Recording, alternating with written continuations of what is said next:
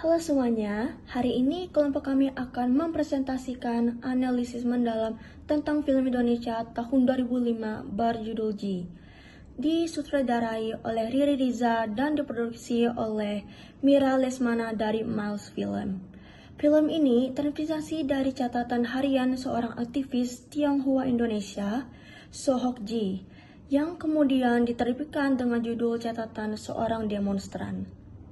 Ji dikenal sebagai suara yang tidak terlupakan di masa penuh gejolak, masa ketika Indonesia menghadapi represi politik, benturan ideologi antara kelompok kiri dan militer. Hingga runtuhnya Orde Lama di bawah Presiden Soekarno. Film Ji bukan sekedar biografi, ia menjadi cermin sosial, politik, dan filosofis tentang kebenaran, integrasi, kebebasan, berpendapat, serta perjuangan keadilan di masa lalu Indonesia. Hari ini kita akan membahas sinopsis filmnya, lalu menganalisis bagaimana pesan-pesan dalam film ini berkaitan dengan 5 sila Pancasila. Film dimulai dari masa kecil Ji di Jakarta. Ia tumbuh dalam keluarga Tionghoa Indonesia kelas menengah, digambarkan sebagai anak yang peka dan sangat observatif. Ia menyaksikan diskriminasi terhadap etnis Tionghoa, propaganda politik, serta ketegangan sosial saat Indonesia mengalami ketidakstabilan ekonomi dan ideologi. Ayahnya, Solipit, seorang penulis, memberi pengaruh kuat pada kecintaan Ji terhadap sastra dan cara berpikir kritis. Saat memasuki SMA hingga Universitas Indonesia, Gi semakin aktif dalam gerakan mahasiswa. Dia menulis artikel yang mengkritik korupsi, otoritarisme, dan kekerasan yang dilakukan kelompok politik maupun militer. Film ini menggambarkan semakin memanasnya konflik antara PKI, militer, dan elit politik. Sementara banyak mahasiswa memilih berpihak, Gi tetap independen, menolak menjadi anggota partai manapun kerana baginya kebenaran tidak boleh dikorbankan demi ideologi. Film ini juga memperkenalkan beberapa tokoh fiksi terinspirasi dari orang nyata, seperti Herman Lantang, sahabat like a friend, setia sekaligus pendaki. Zua, Ira, perempuan yang dia cinta dalam-dalam. Dan Sinta, sosok lain yang merefleksikan jarak emosional dan pergulatan batin dia. Mereka menonjolkan sisi kesepian Gia meski ia mempengaruh secara publik. Film juga mengabarkan kecintaan Ji terhadap alam. Ia sering naik gunung untuk menjauh dari hiruk-pikuk politik yang menurutnya penuh kemunafikan. Di alam, ia merasa lebih jujur, lebih bebas, dan lebih damai. Namun, di balik kecerdasannya, Ji tetap seorang pemuda yang memikul rasa frustasi, kesepian, dan keyakinan bahwa masyarakat seringkali menolak mendengar suara kebenaran. Puncak cerita adalah pendakian terakhirnya ke Gunung Sumeru. Pendakian ini menjadi simbol bahawa perjuangan kebenaran sering datang dengan pengorbanan. Tragisnya, Gia meninggal kerana menghirup gas beracun kawah Semeru. Hanya 1 hari sebelum ulang tahunnya at the age 27 tahun. Kematian Gia digambarkan bukan hanya tragedi pribadi, tetapi juga metafora tentang hilangnya suara nurani bangsa. Film ini diakhiri dengan cuplikan asli yang kutipan catatan harinya yang mengingatkannya kita bahawa warisan moral Gia tetap hidup. Jadi pada film ini, jika dianalisis berdasarkan sila pertama yaitu ketuhanan yang Maha Esa, kita bisa melihat bahwa tahun 1960 digambarkan sebagai masa yang penuh dengan kemerosotan moral, sehingga karakter-karakter yang ada di situ, terutama G, meskipun film ini bukanlah film religius, tetapi unsur spiritualitas itu hadir melalui nilai-nilai ketulusan, kejujuran, dan hati nurani yang selalu G pegang. Ia menolak kemunafikan, termasuk ketika agama dipakai untuk membenarkan kekerasan politik. Nilai moral yang ia junjung mencerminkan sila pertama Pancasila yang berhubungan dengan moralitas, tanggung jawab, dan penghormatan pada nilai-nilai sakral.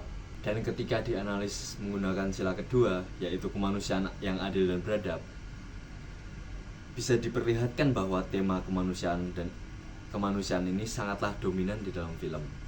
Bahwa Gie selalu membela korban kekerasan, baik mereka yang dituduh komunis, sasaran militer, maupun masyarakat yang tak bersalah.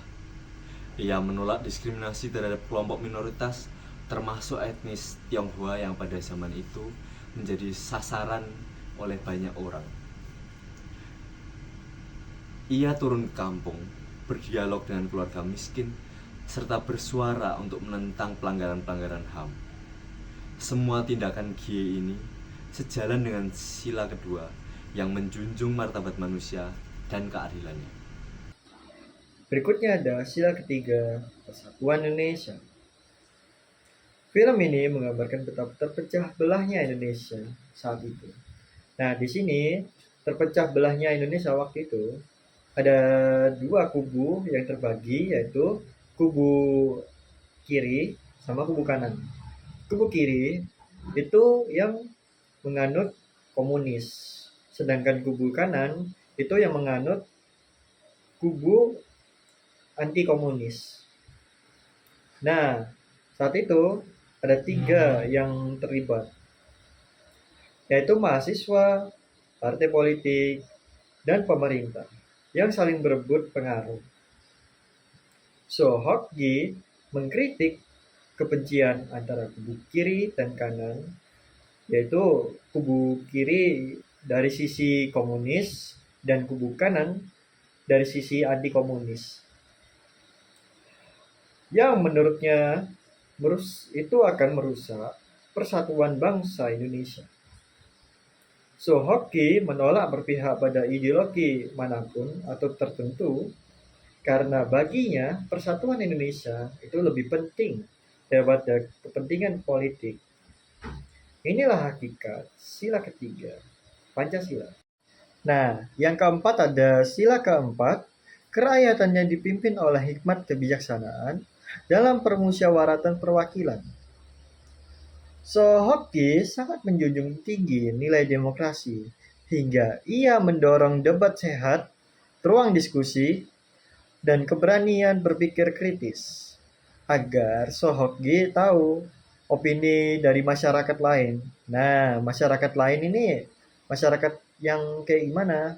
Masyarakat lain yang dimaksud ini adalah orang-orang terdekatnya Sohokgi ataupun orang-orang sekitarnya, ataupun orang-orang yang tahu atau ingin memberitahu soal opini mereka kepada Sohokgi itu sendiri. Ia juga mengecam pemimpin yang membungkam rakyat, seperti rakyat memberikan opini negatif maupun positif, serta mengungkapkan korupsi melalui tulisan-tulisannya. Sohokgi menolak keras diktator dan militerisme dan menuntun pemimpin yang mendengarkan suara rakyat. Ini juga sejalan dengan sila keempat, keputusan publik harus lahir dari musyawarah, bukan secara paksaan. Keadilan sosial adalah tema besar film Gi. Film ini menampilkan kesenjangan ekonomi, korupsi, serta penderitaan rakyat kecil. Gi mengkritik elit yang memperkaya diri, sementara masyarakat menderita. Aktivitasnya berakar pada keinginan menciptakan Indonesia yang lebih adil bagi semua golongan.